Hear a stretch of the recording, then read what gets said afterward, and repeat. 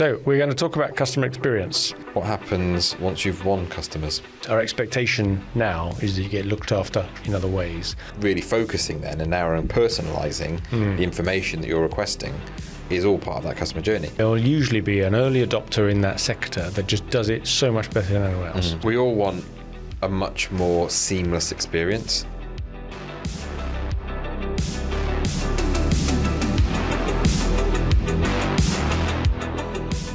Well, interestingly enough, I was actually offered an opportunity to talk, $45 to talk for 2 hours about a random subject. And the only criteria seemed to be that you had to have a nice English accent, a non-regional English accent. My mind is whirring and boggling at the same time. $45 to talk for 2 hours. Just random conversation with That's someone. not a great hourly rate, right? But No, I guess it's... I was almost, could I keep a conversation going for 2 hours with someone on Is it a random conversation subjects? or is it a apparently presentation? it's a conversation with someone else. They wanted somebody with a... Okay, they could just download our podcast. Oh, They've got I hours of always it. think you could have had, yeah. But We've done 50, 60 hours worth of this stuff already. What do you think they're using it for? Some training of an AI bot? Must be. I bet they might are. follow it up to see what it was. Yeah. What it was about. But So the other day, you may have heard that we do something around HubSpot. We may have mentioned that a few times. And the founder of HubSpot, or one of the two co-founders of HubSpot, a chap called Brian Halligan, has created an AI, I don't know what you call it, agent of himself. Because he's written books, he's done quite a lot of lecturing at universities, and he's given lots of talks. I see where So this he's is going. fed all of this stuff into an AI agent, and he's now online, and you can interact with him either text or audio or video. So a bit like that thing you did the other week, HeyGen thing.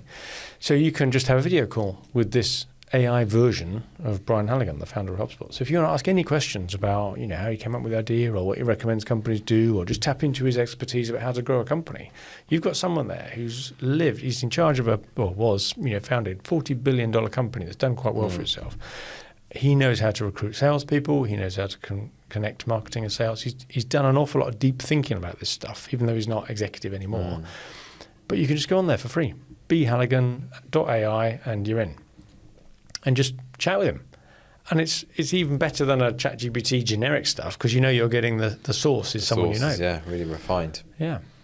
So I'm going to have a little bit more. I put a few questions his way yesterday. I've got some bits back out of it in terms of how the HubSpot structure works and what the politics are like internally and all that. And you can ask cheekier questions than you would ask the real version. Yeah. Obviously, I'm talking about being rude. I'm just Rude. to the point.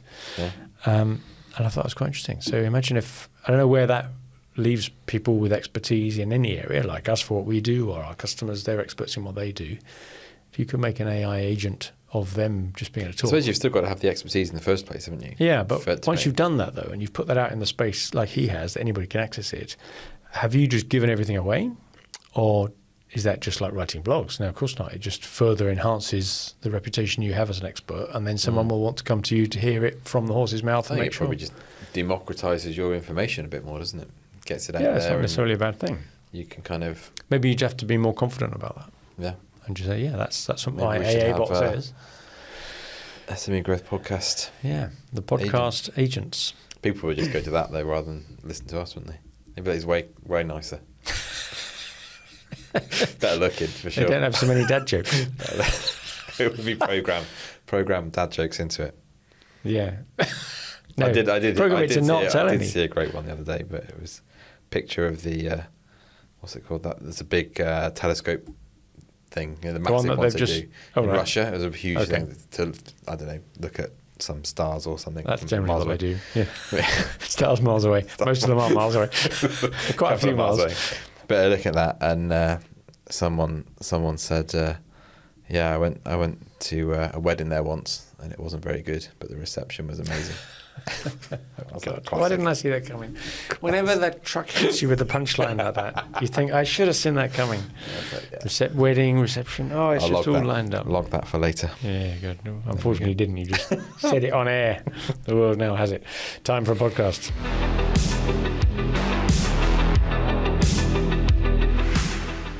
Hello and welcome to another episode of the SME Growth Podcast from Wellmeadow, where once again we're coming up with something interesting and useful, hopefully, for owners and managers of small and medium-sized enterprises. I like when I just said that there, I got a snort from the other side of the table. Richard, explain yourself. Can we not come up with useful and interesting stuff for owners and managers of small and medium-sized enterprises? I can't. That wasn't the snort. The snort was. You were thinking about your dead joke. You have another one. Well, probably, yeah. It was a run-on from our preamble. It's a dangerous place to go. Do you think we're called SME Growth Podcast? I think SME is a very European thing or British thing. SMB seems to be what the Americans call it. SMB. Yeah, which is probably why we rank so highly for search on SME Growth Podcast, because everyone else calls it SMB. Anyway, I'll take that. Yeah. Very good. So anyway, here we are again, another episode, and we're going to talk this week about CX. CX. Now, everyone's thinking either, Explosives. I know what that is. Semtex. Explosives. Or what the blinking heck is that? Customer experience. Customer experience. CX. So Very jazzy term. In your next meeting now, you can go in and say, I think we need to work on the CX. And everyone will go, wow, he knows what he's talking about. So BS bingo, I often win that. In fact, a couple of the board meetings I chair at, they actually have the bingo card, ticking off the buzzwords as Parry issues Maybe we them should do Buzzword quiz. bingo. Buzzword bingo. We'll save that one up for Christmas. Podcast. Yeah. We'll do the Christmas 25 Buzzword bingo episode. Yeah. So CX customer experience. What episode number are we on? 111. All the ones. 111. Do you know what it's called in cricket? No. It's called a Nelson.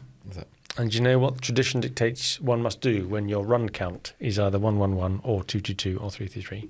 It's a Nelson. You have to stand on one. I think the umpire has to stand on one leg. Oh, right. Okay. This is it's an age as old as cricket itself. Whenever your score is all the same digit, umpire has to stand on one leg. Now, someone will write in and tell us why, or that I'm wrong. But anyway, we're on a Nelson. We're on a Nelson. 111. So what was the rather less excitingly numbered, but more excitingly subjected, perhaps, 110? 110 was small business sales versus large business sales.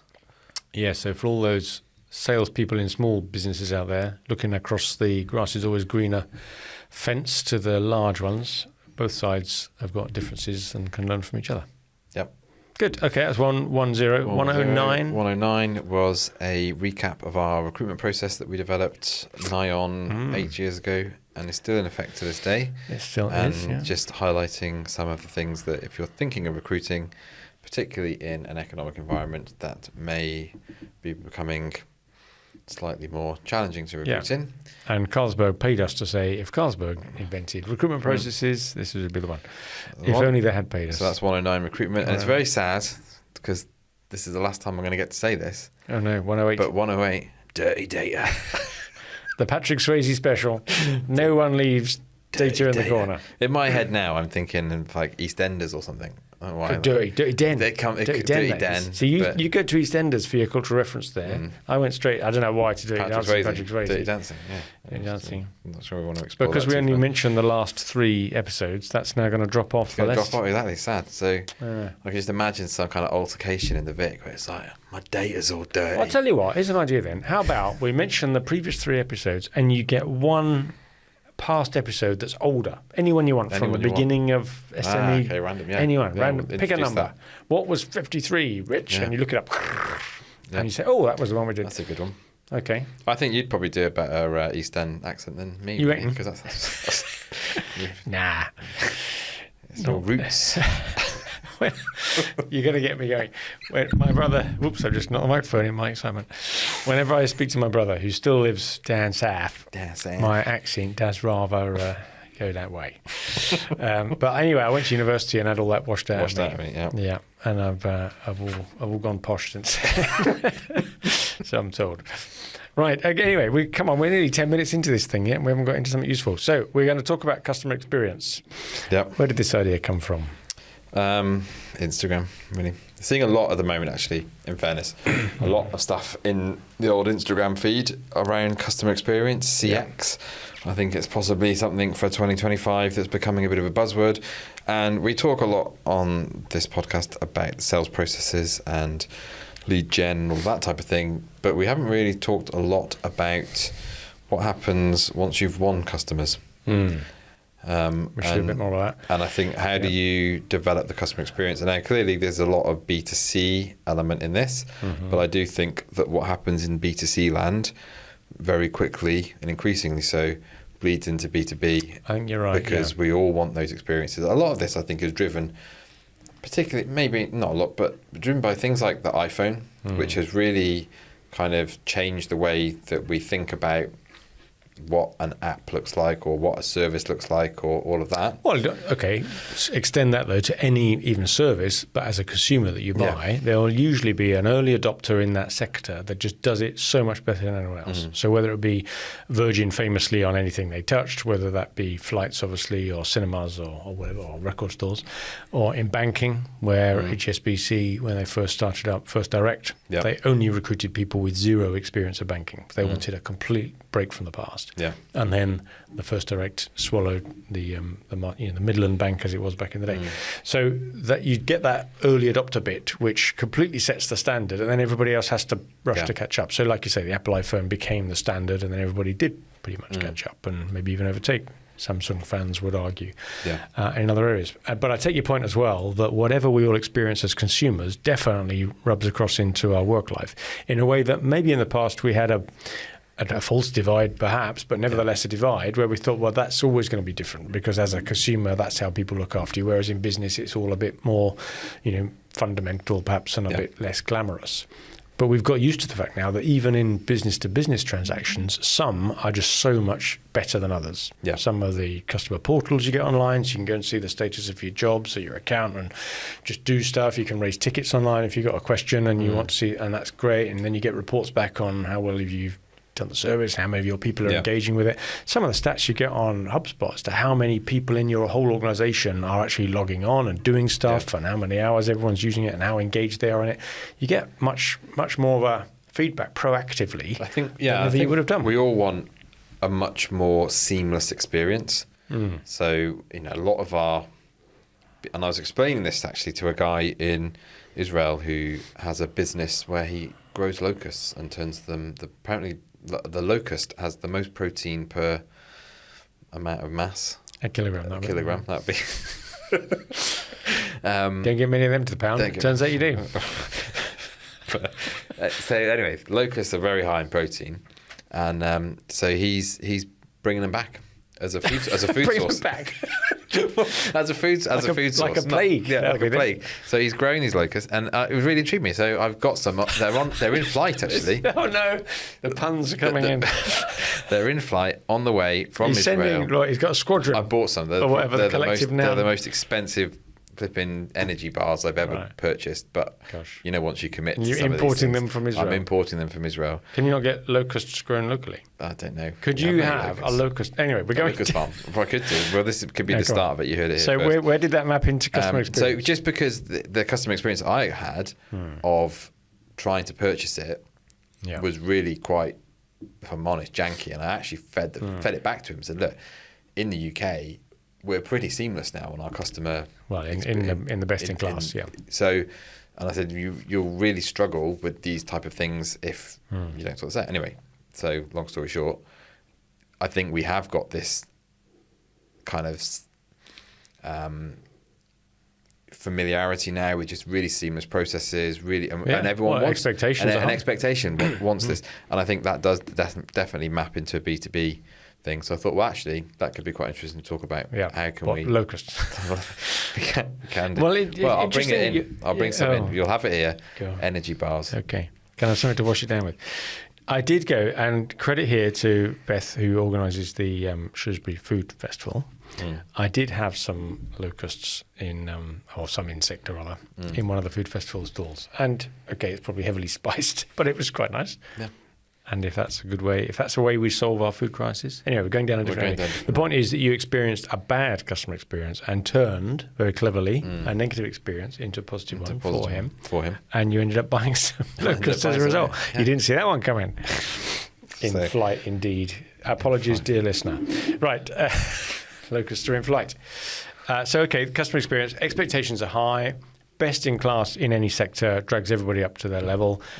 business to business is starting to expect the same sort of treatment and slickness and polish as a B2C, as a consumer customer would do, which I get.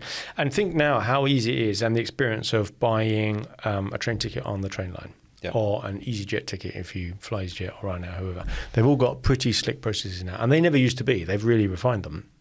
But the way that you can, it's made so easy for you to buy, customizing it all the way, massive upsell enticements all the way through, which you can dodge if, you don't have to, as we know. But when you get there, you then have, like you said earlier, once you become a customer, you will then have personalised follow-ups. So if you didn't book your baggage on the plane, you'll get offers for that. If you didn't book the hire car or the hotel, you get offers for that. You can turn all that off. You're on. You'll probably get an email the week before you fly saying, only a week to go. Are you getting excited yet? Here's the weather forecast for the place you're going to. Don't forget you can check in from next Wednesday. All this stuff wouldn't work if it was just a standard email going out to everybody. So the systems are using the data that it's got on you and the stage you're at to be able to give you something useful. Yeah. When you come back, how was your flight? Fill in this survey. Win a prize. All that sort of stuff. And we're talking about this as well. I mean, maybe it's kind of aligned to customer journey. So we've got a client that does a lot of recruitment in the legal sector, and trying to get solicitors to fill in forms for the data they need to actually make the service really good is quite hard. So doing a lot of thinking around, well, how do you actually get people, how do you take them on that journey of actually making this interesting for them to do, and then actually, like you say, we've got this information but we haven't got this, or you've done this bit but you haven't done this bit, and really focusing then and narrowing and personalising the information that you're requesting is all part of that customer journey. But there's a big thing around preemptive customer experience and preemptive customer service. People are no longer. I think there is an expectation now that companies have a lot of data on us, and if they've got the data, why can't they use it? I've given you permission to use it, so use it for good, not for bad. Don't just market to me with it. Don't try and upsell. Give me some value. We talked earlier about a capital equipment manufacturer, and some of those I know listen to the podcast, so you know who you are. You've got a log of all the equipment you've sold in the past over the decades that you've been in business to each of the customers that you know very, very well. Why don't you use that more proactively to say, I know that you bought this off us 10 years ago, that might need replacing, and this one 5 years ago is probably now entering the phase where the maintenance of it needs to change from this approach to that approach, or maybe you get different spares online, just like with your car. When it gets to 60,000 miles, you need the timing belt change on your car. Someone is handy if you get reminder that. Not on my electric car. What's one of them? But an interesting, like, how many companies, I mean, I know a lot of the big brands are going to be doing this all the time, but in SME land, how many SMEs are really focusing on Net Promoter Score, CSAT scores, customer satisfaction. Those of you out there, CSAT. So, and actually even having a baseline of how happy your customers are with their experience. And again, that was another thing that came up this week when we were talking to people. We're not talking to the customers. We're not letting the customers know. We're not giving them. We've got parts that are going to be late or they're held up. We're not. Communicating. How much are we communicating to them, which is all part of that customer experience. How much of their pain can you take away? Because I think a lot of the time, anxiety when you're buying big ticket items is through the unknown. And if you're busy, you've got to get around to ringing up and finding out from the supplier where they're at and all that sort of thing. If that's served up to you proactively, and you're gain confidence over time, if you're continuously getting messages saying your order is on time, how many times do you now read the Amazon emails that come through saying your order is due for delivery tomorrow? Because I've just ordered it. I don't bother anymore. I just know it's going to turn up. I don't think I've missed an Amazon delivery in goodness how long. And they've not paid me to say that. So it's customer experience. Customer experience. So part of that is like mapping out, okay, what is the journey that people are going on? What are the various touch points? And then I think there are now, we talk about a lot of SaaS tools and things like that, software as a service tools on this podcast. But what is that kind of digital transformation piece that you can do around kind of... From the tech point of view? From the tech stack point of view. And mapping out that tech stack with your customer journey, and that's obviously part of that is through the sales process, but particularly the handover from sales to maybe after sales or implementation, operations, whoever's doing that. But also then that point of, okay, well, we've delivered the project and everything's gone well, but how do we keep in touch with customers? How do we keep nurturing them and educating? Well, I think what we've got here is three things that need to come together, and they're only now just about able to come together. The first one is the easy one, which is what we're talking about today, just having an awareness that this is a good thing to do, with expectations at the point where it pays you back to do it, rather than you just doing something over and above what's needed. So that's the first one. The second one is having the tech available to be triggered when you have certain bits of information so that you can then do something about it. And we've got omni-channel solutions, so you can bring all together your SMS, your emails, your WhatsApp even, and phones and all that. It all comes into one place, even your meetings, transcriptions of everything. I think we're getting much happier with things being recorded now and stuff like that. So we've started to get more automatability, that's not the right word, the capability to automate and the willingness or preparedness to do it. The bit that's been missing all along is good enough data to trigger these automations and for you to want them to do something about it. And what's happening now is a massive revolution, I think, in how data is created. Whereas in the past we had databases that someone would have to go in and fill in, which is a classic CRM of any flavour. You'd have boxes you have to type in, not just first name, last name, phone number, what are they buying, or something. But it needed you to be very deliberate about it. It was proactive. Now we've got all this unstructured data, as HubSpot calls it. And with the advent of AI being able to scrape and assimilate this stuff, it's starting to look quite incredible when you go into these systems now, and you can get a bit of a rundown on what's going on. So when I go into a customer record on HubSpot now, especially a long-standing customer, and we're talking customers here specifically, not prospects and leads, early stage selling stuff, people who've been around for a while, and you go to the summary of that company or customer, it's incredibly rich paragraph at the top end of the page, just summarizing that customer. How long have they been a customer for? What type of things they buy? What have they spent over the years? Who the key contacts are? And I think, my goodness, that is not a bad little paragraph. If I just needed, to explain to anyone, or remind myself, or look into someone else's customers, phenomenal. Now think about triggering certain events off that. So a bit like the example that HubSpot themselves give with this AI use of unstructured data. Imagine if you could now contact every customer that's ever had a problem with X. And in the past, unless you'd clocked that, someone of your service engineers had written it down, ticked a box on the form, someone had typed it in, you would never know. Whereas now, with nearly every interaction being recorded, transcribed, summarized, you can pick up on these sort of things. Anybody's ever had this particular fault or this concern or this worry about an obstacle of purchasing or something, you can segment those out and do something with them. So suddenly I think we've got this coming together of the three things: the awareness that it is a good thing to do, the automation to make it easier to do, and now the triggers because of this unstructured data coming in. Unstructured data, I think that's going to lead itself to a lot more natural voice search or natural language search. So we're almost like, it's like Star Trek, isn't it? For those who are inclined. Which bit of it is like Star Trek? Everything. No, just the whole kind of, asking the computer to do stuff. They did a lot of asking the computer, kind of to do stuff. What was that talk we went to at Christmas? The guy from Microsoft was there, and there was someone else. It was an AI talk, wasn't it? Badged. Pete White ran it, from our friends at Information Solutions. And he was talking, and he said that there were these. If you think back in the day, back when computers first came around, and it was just banks of transistors, you had people plugging wires into different sockets and trying to make up the circuit of the program by just making different connections. Then it went to the point of like a calculator type input, and then they had cards with cardboard cards with punch holes. They were just interfaces to get the computer to do stuff. Then we went more to keyboards and a screen, and you could start typing stuff. And now we're at that point of voice and almost with video. So like I talked in the last episode about the AI agent of somebody, you could just talk to this AI version of them. So this is what you're talking about, isn't it? There'll be a point where people will laugh at you because you're using a keyboard. Why do you need a keyboard? Just talk to the bloody thing. Talk to it like a human, and it will react. And that's and we're at that stage now where we're doing it with speech to text and everything else. But this is something different, where you're saying, I want to know everyone in this CRM who's, done this thing or I don't know, ordered this product or is in this location and it's going to feed you those results back. So you could actually, all those questions that you have in board meetings or strategy sessions where you're going, wouldn't it be great if we knew this? And it's like, okay, well, who's going to go away and write the query for that and sort the data out? We're getting to the point where it's going to be, I can tell you. Well, imagine even in the on-sale bit, if through the sales process, people in their calls have said, oh, by the way, does it have an automatic calibration on the widget, on the what's his name? and you say, no, sorry, it doesn't have that. Okay, fair enough. And they buy it anyway, or they don't, whatever. And then that feature comes out. That becomes something that it gets developed. Yeah. Well, imagine, unless you wouldn't have thought to tick a box, write it down, and do that. But because it's on the script, that unstructured data, you could surface that, and you could say, right, who are all the customers we've ever spoken to that have mentioned something to do with the calibration of the widget on the Ujima Flip?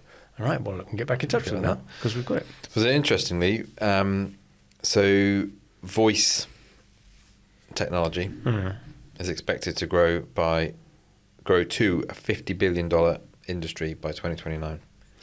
And you can sort of believe it, can't you? Because if that is, like our Microsoft guy said, or whoever it was talking at that event, it's just the next iteration of computer input.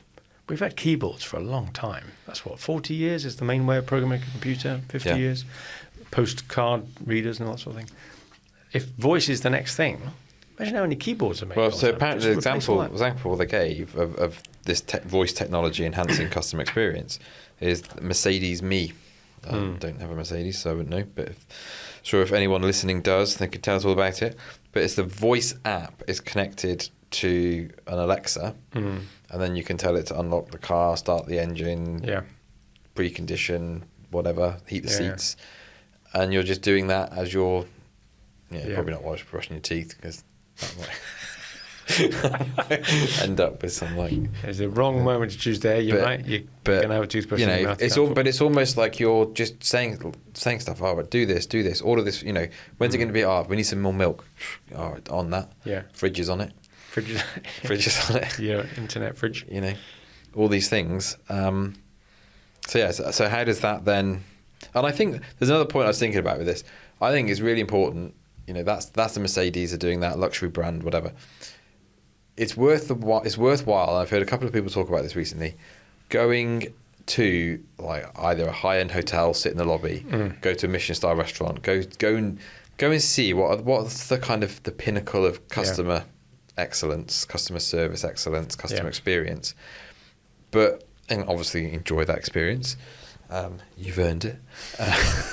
But actually almost try and break it down and analyse a little bit and think, well, how could I bring this back to my business? How could I bring this back into how we do things? And, Yeah, what are they doing to add value back to you or increase the comfort or just your... Or just make me feel good, your or emotion. Just how have they transitioned different things? How have they solved different, problems? And well, even to recognise, we talked earlier a little bit about loyalty programs, which is a very hard-nosed, maybe old-school way of trying to give a customer experience. But imagine if we could refine that and turbocharge that. That's the sort of thing that we used to do. Well, what would we do now if we've got access to all this information that we've got? What's the equivalent? And really start rewarding people for some of the stuff they've done. Look into what their problems are and help find solutions for them outside of what your main offering is. Shouldn't you be thinking of them in other ways? What do you share? What articles do you read that you selectively share to certain people because you know that's their interest? Yeah. Well, you've got to know it's their interest to start with, haven't you? So if you're aware of that, you can be much more deliberate about it. Just reminded of talking of Michelin star. There was Rory Sutherland. Have you ever come across him? And so he tells a story about a Michelin star restaurant that wanted to tell people to turn their mobile phones off when they go into the restaurant. But they thought, well, that actually sounds... if you're paying Michelin star money, you don't want to be told what to do you? Yeah. So what they did was they put a sign near the entrance that could be clearly seen that said, you're now able to turn your phone on. So as people came into the building, they on the thought, way out, it said on the way out, but you could see it as you came in. Right. So people then thought, well, the social norm around here must be that everyone turns their phones off. I don't want to be the one whose phone rings. That's nudge. And it's those sorts of things as well. That's customer experience, isn't it? So it's I like that. Clever use of language, clever use of stuff. I thought that's a really neat way of doing it. Yeah. So yeah. So I think the point is here: be aware of the fact that you don't forget your customers when you sold to them. Obviously you don't. You deliver the service, but there's more to it than delivering the service. Our expectation now is that you get looked after in other ways, and that by dealing with you, doing business with you, there are other benefits that come along with it. As part of the package. They get a little bit of your expertise, you're caring about them, you're thinking about them, and making connections in a worthwhile way. And a McKinsey study found that about 71% of consumers now expect personalised experiences. Of consumers, and 76% are frustrated with a lack of personalisation. And I think that's because people know we've given up data.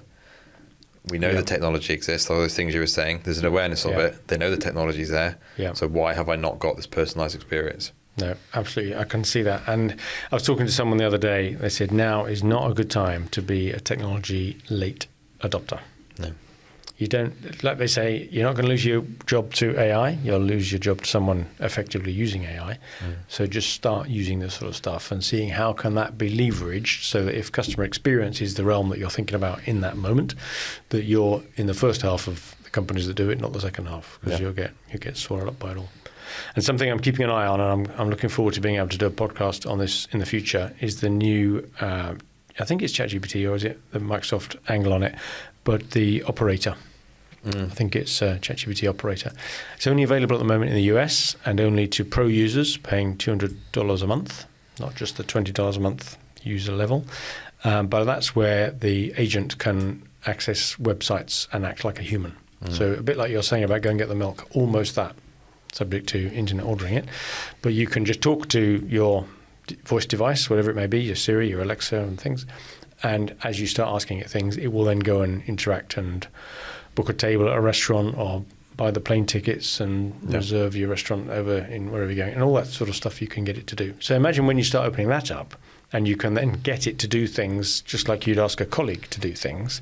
Can you go and research this for me? And when you find someone that fits that, can you do this? Go there and fill that in, do one of these, put them into here, write them a letter that says that or email that says that, give them a ring to do that. And all of this stuff can just be done through these agents. Well, that's about being, not losing your job to AI, but losing your job to someone else using it, because that's a real superpower. And even, I had a conversation with ChatGPT the other day, which makes me sound incredibly sad. But it's so hyper personalised. Yeah. And I was just interested. I wanted to know how low was a bear's heart rate when it was hibernating, because I'd noticed that I've had a 10% decrease in my beats per minute since the start of this year, since I stopped drinking so much coffee. And I'm pretty sure. Thank goodness you didn't mention alcohol again. Of course, and the alcohol. But mostly coffee, I think, is the reason, because I really cut back on my caffeine. And so I was be careful though. There's research that says if you have more than 5 cups a day, it'll help reduce your chances of getting dementia. Yeah. You'll die something else. We're all going to die something. I'll worry about that when it happens. Yeah. So it's but yeah. So you're having a chat about. But I ended up having this conversation and got really into a personalised thing about diet, fitness. What can I do? And it was. And it was almost like having a conversation with a person. The tone of the voice is still not quite there. No. But I've recently, Sam Altman's posted something saying new ChatGPT models coming out, way more human. Yeah, the new voices. New voices, new profiles. Well, that's because the XAI, Elon Musk's one, has come up with an unfiltered version. That was in the news this morning. So it'll swear and insult you. And, he's about with his free speech stuff. He says this is all about pushing forward the boundaries and frontiers of what AI can do. And everything up to now has been very polite and filtered, and you can't get it to say anything controversial. Well, he's gone the other way, just like he did with Twitter when he bought it. He's taken off all those filters, and you can get it to be as abusive. And now, I'm not sure that's a good thing, right? But that's the whole point of him saying we're opening up all these different styles. They're even coming up with adult voices that will include adult content. Right. When I say adult, 18 plus content. I'm not sure we're going the right way with this stuff, but it just goes to show those that have got control over what's out there in the market are starting to explore all these different avenues. Yeah. I think we're going off track. There are a couple of things then in my head. I was like, well, I probably shouldn't say this. You were thinking more than you can say. I was thinking. This is a family show. Customer experience. And we're half an hour in, so time's up. So before you go on any further, I'm going to have to stop you because I can just see from the glint in your eye that you might say something next that would be unpublishable. So, he says quickly, thank you very much for listening to another episode of the SME Growth Podcast from Wellmeadow. Hopefully, I did say at the beginning, useful or interesting, or maybe amusing. I'm not sure if we hit any of those today, but good luck in picking the bones out of that. Thank you very much for listening if you have done, and please pass on the word of what we're doing to all of your friends and colleagues. Tell them in the pub, and in the meantime, good luck with your business.